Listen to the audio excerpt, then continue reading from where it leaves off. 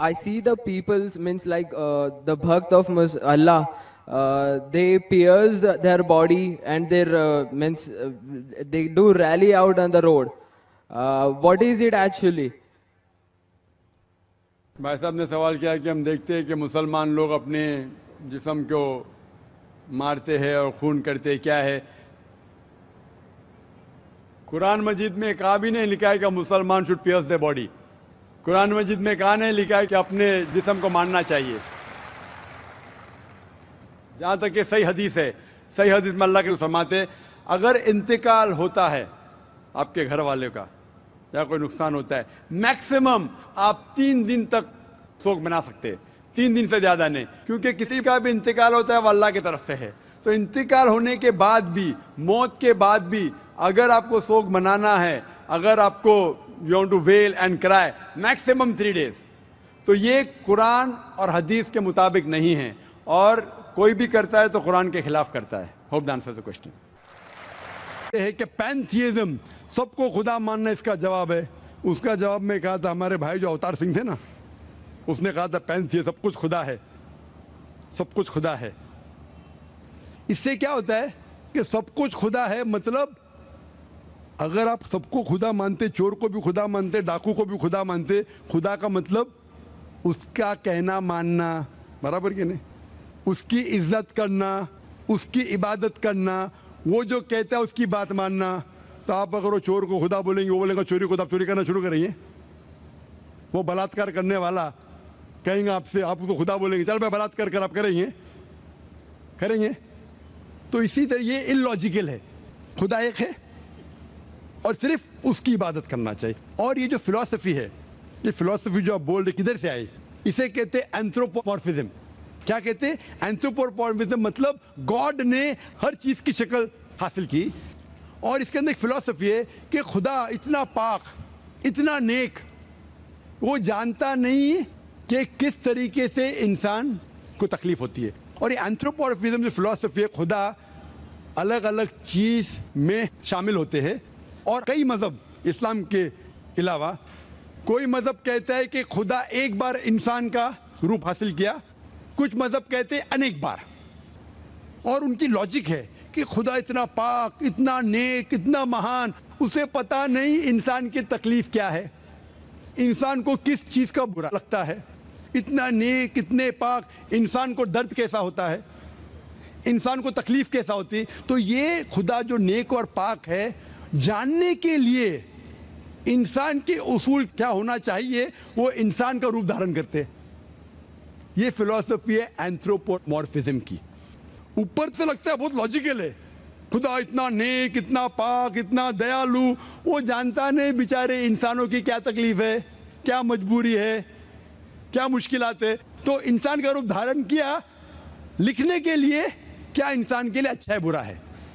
ऊपर से देखे तो बहुत अच्छा लगता है, लेकिन तहकीक करेंगे मंतिक से तो एकदम ही गलत। मिसाल के तौर पे, अगर मैंने एक डीवीडी प्लेयर बनाया, डीवीडी प्लेयर, क्या मुझे जरूरी है कि मैं डीवीडी प्लेयर बनूं ये जानने के लिए डीवीडी प्लेयर के लिए क्या अच्छा है क्या बुरा है?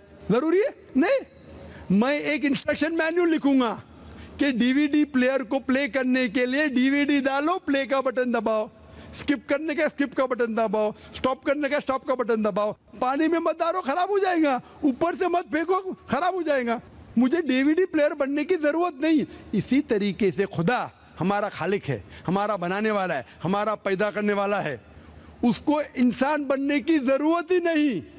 वो क्या करता है? इंस्ट्रक्शन मैन्युअल लिखता है, इंसान के लिए क्या अच्छा है क्या बुरा है, क्या खाना चाहिए क्या नहीं खाना चाहिए, कैसा इबादत करना चाहिए। और इस खुदा का आखिरी इंस्ट्रक्शन मैन्युअल है कुरान। इस ईश्वर, इस भगवान, इस अल्लाह, इस खुदा का आखिरी इंस्ट्रक्शन मैन्युअल है कुरान। इस कुरान मजीद में लिखा है आपके लिए क्या अच्छा है क्या बुरा है, किस तरीके से जानवर से अच्छा बर्ताव करना चाहिए, किस तरीके से भाईचारा बढ़ना चाहिए, किस तरीके से गरीबों की मदद करना चाहिए, सब लिखा है इसमें। खुदा को खुद इंसान बनने की जरूरत नहीं, क्योंकि वो हमारा खालिक है, हमारा मालिक है। तो इसीलिए ये पैंथियज्म फिलॉसफी इज टोटली रॉन्ग। और वेद में किधर नहीं लिखा है, आप जाएंगे दूसरी किताबों में लिखा है। आप अगर देखेंगे मेरी कैसेट हिंदुइज्म एंड इस्लाम पे, लेकिन वो किताबें वेद से ऊंची नहीं है। वेद में सिर्फ लिखा है तौहीद के बारे में, एक खुदा के बारे में, एक कम सत्य विप्र बहुधा वेदांते, खुदा एक है। उसको नाम इरादा दे सकते हैं आप, लेकिन खुदा एक है, उसकी सिफत आप बयान कर सकते हैं। और वो एक खुदा है, न तस्य प्रतिमास्ति, उसका कोई अक्स नहीं है, ना कोई पिक्चर है, ना कोई पेंटिंग है, ना कोई मूर्ति है, ना कोई स्टैच्यू है। Hope that answers the question. खातून में कोई नॉन मुस्लिम हो तो सवाल कीजिए। यस, अस्सलाम वालेकुम। मैं इकरा इंग्लिश स्कूल धापोड़ी पुणे से हूँ। वो एक इस्लामिक स्कूल है। मैं वहाँ 7 साल से पढ़ा रही हूँ एज अ टीचर। एंड सब मुसलमान बच्चे प्लस उसमें क्रिश्चियनिटी है, हिंदू है, सब टाइप के बच्चे वहाँ पढ़ रहे हैं।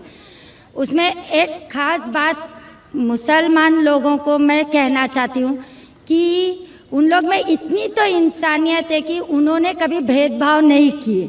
आज वो स्लम एरिया है, लेकिन वो स्लम एरिया होते हुए भी कुछ मेंबर्स सब मुसलमान हैं, लेकिन वो लोग जितना आदर भाव से सम्मान दोनों लोगों को दे रहे हैं, उसके लिए मैं वो तारीफ़ करना चाहती हूँ। वो बात ठीक है, लेकिन सर आपके लिए मेरा एक सवाल ये है कि आपके इतने फॉलोवर्स हैं, आज वो दिख कर आ रहा है जो फॉलोवर्स है, तो आप प्लीज़ आपसे रिक्वेस्ट है कि पीस टीवी चैनल से आपके बातें हमारे तक पहुंच रही है, तो आप प्लीज़ हमारे लिए सही न्यूज़ चैनल का बंदोबस्त करिए। वो भी please sir, 1 minute, I want 1 minute मोर। बहुत दिन से लाइन लगाकर बहुत सवाल थे, लेकिन I am doing very short. और एक बात है कि आज जो अफवाह है, एक मुसलमान बम विस्फोट में पकड़ा गया। आज मैं मुसलमान लोगों में खड़े होकर उनकी तारीफ नहीं करना चाह रही। फैक्ट एंड फ्रैंक स्पीकिंग कि मेरा ये कहना है, 2 दिन के बाद न्यूज़ में ये माना जाता है कि कोई और था। ठीक है, आप लोगों से, आपसे ये चाहती हूँ कि आप हमारे तक सही न्यूज़ पहुँचाने की कोशिश करिए कि आपके चाहने वाले काफ़ी हैं। मैं पूना में भी आपका प्रोग्राम देख चुकी हूँ, आपके बहुत फॉलोवर्स हैं। मैं 7 इयर्स से इकरा इंग्लिश स्कूल में पढ़ा रही हूँ। बहुत सारी मिसअंडरस्टैंडिंग थी, लेकिन अल्हम्दुलिल्लाह सब दूर हो गई। आज मैं सब दुआ जानती हूँ। आई एम फ्रॉम अ ब्राह्मण family, but I don't want to take a time, so I thank Iqra English school Dhapudi Pune, जो वो गरीब लोग आज इतना काम कर रहे हैं, वो मुझे उनको थैंक्स कहना चाहती हूँ बस। Okay, thank you very much. बहन ने अच्छा सवाल पूछा है। सवाल के पहले ये कहा कि वो एक इस्लामिक इकरा स्कूल में पढ़ाती है, टीचर है दापोली पूना में, और वहाँ के मुसलमान बच्चे, हिंदू बच्चे, क्रिश्चियन बच्चे हैं, लेकिन मुसलमान बच्चे आपस में भेदभाव नहीं करते, जात पात में नहीं मानते। बिल्कुल अच्छी बात है, अल्हम्दुलिल्लाह। बहन का सवाल है कि मेरे मानने वाले बहुत है, ये मैं नहीं जानता हूँ, अल्लाह सुब्हाना व तआला का करम है। जैसा मैंने कहा कि मैं नाचीज़ हूँ, मैं कोशिश करता हूँ कि इस्लाम का पैगाम फैलाऊँ, और इस्लाम के पैगाम के वजह से माशाअल्लाह कई लोग माशाअल्लाह इस पैगाम को सुनते हैं। लेकिन जब भी जिसके भी फॉलोअर्स बढ़ते हैं, उसके दुश्मन भी बढ़ते हैं साथ साथ।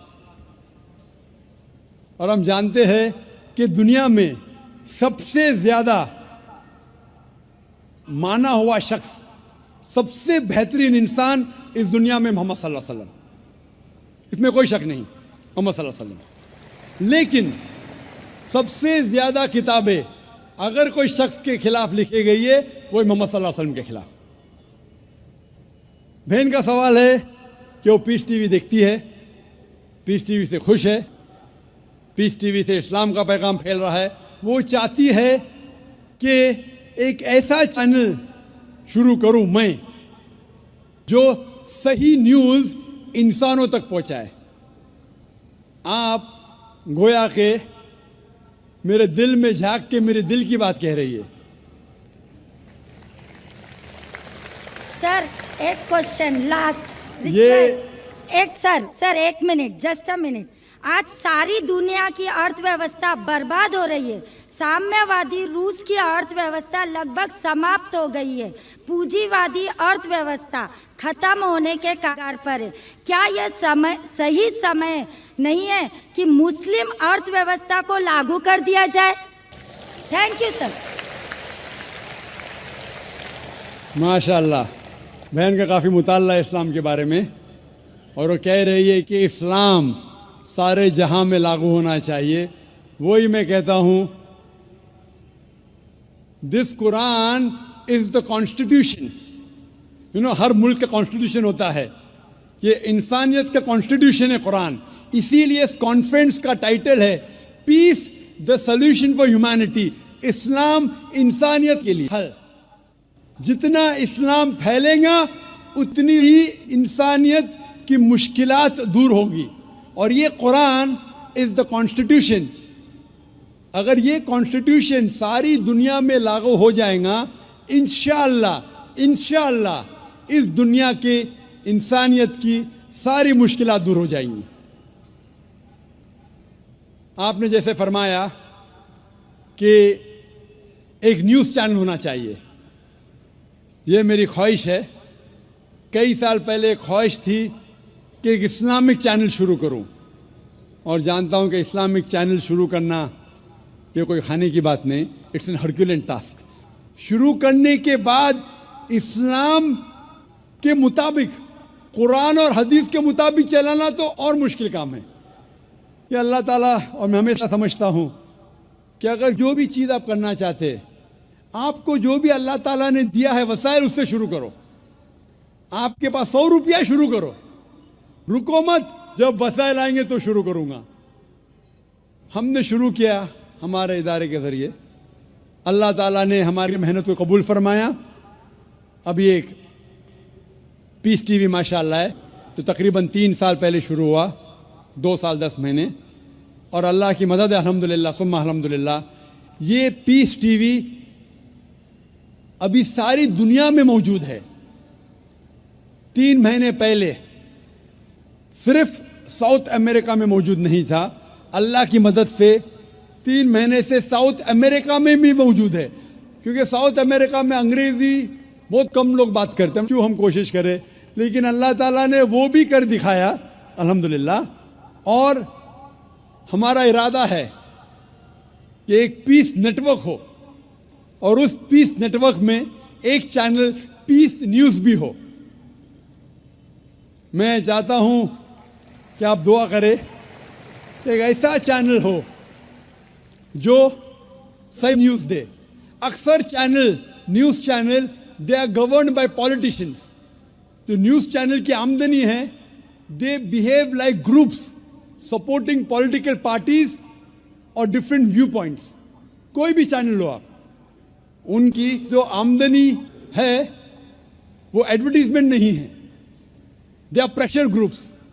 और मैं जानता हूं, जैसे मैं तकरीर में कहा था, इस टेररिज्म मुस्लिम मोनोपोली, क्या आतंकवाद मुसलमान की विरासत है, पुणे में आपने सुना होगा। और मैंने कहा था कि मेरे नज़दीक ये पॉलिटिशियंस है जो मेन जिम्मेदार है आतंकवाद के। और एक न्यूज़ चैनल कायम करना विदाउट पॉलिटिकल सपोर्ट, मैं नहीं जानता कोई न्यूज़ चैनल आज है जो पॉलिटिकल सपोर्ट के बिना चल रहा है। न्यूज़ चैनल कायम करना बहुत मुश्किल है।